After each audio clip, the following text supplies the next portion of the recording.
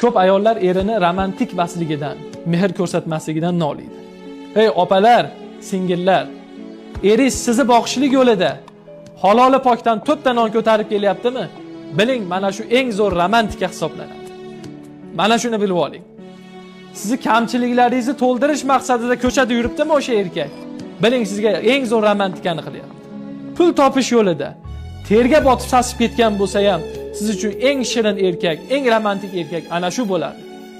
Internetda 30 sekund baxtli bo'lib yurgan odamlarni ko'rib, eringizni boshini yemang. Baxtli hayot. Ularda hayoti baxtli hayot emas. Siz hayotingizga nazar soling.